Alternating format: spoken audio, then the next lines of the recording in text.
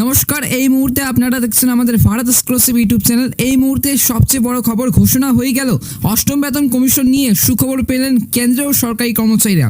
নতুন সরকার অষ্টম বেতন কমিশন গঠন এবং দিয়ে বাড়ানোর সিদ্ধান্ত নিতে পারে। এই মুহূর্তে এমনই একটি গুরুত্বপূর্ণ আপডেট।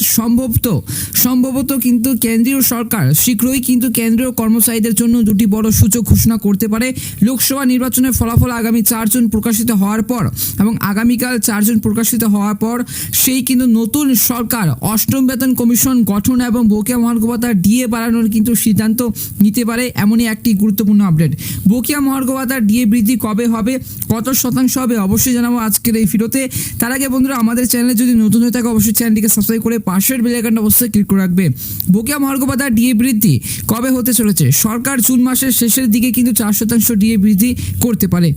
জুন মাসের শেষে কিন্তু 4% ডিএ বৃদ্ধি করতে পারে, যা কর্মীদের মোট ডিএ কিন্তু 54% নিয়ে যাবে। এর মানে হলো বেতনের সাথে 4% বৃদ্ধি, যা কর্মীদের জন্য একটি উল্লেখযোগ্য আর্থিক সুবিধা হবে।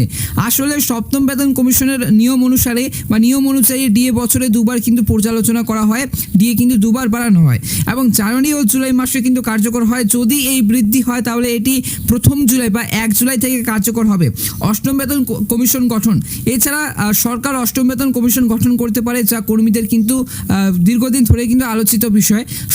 সপ্তম বেতন কমিশন 2014 সালে গঠিত হয়েছিল এবং 2016 সালে কার্যকর হয়েছিল।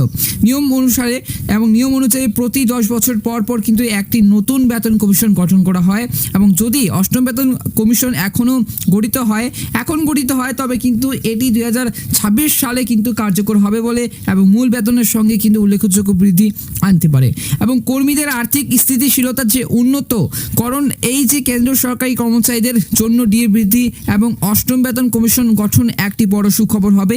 এই দুটি সিদ্ধান্ত কিন্তু কর্মীদের আর্থিক এবং স্থিতিশীলতা কিন্তু উন্নত করতে এবং তাদের যে জীবনযাত্রার মান উন্নত করতে সাহায্য করবে। আনুষ্ঠানিক ঘোষণায় যে অপেক্ষায় যে, তবে এখনও পর্যন্ত সরকারের পক্ষ থেকে এই দুটি বিষয়ে কোনো আনুষ্ঠানিক ঘোষণা আসেনি। এই সমস্ত তথ্যগুলির গণমাধ্যমের রিপোর্ট এবং বিশেষজ্ঞদের মতামতের উপর ভিত্তি করে জানানো হয়েছে।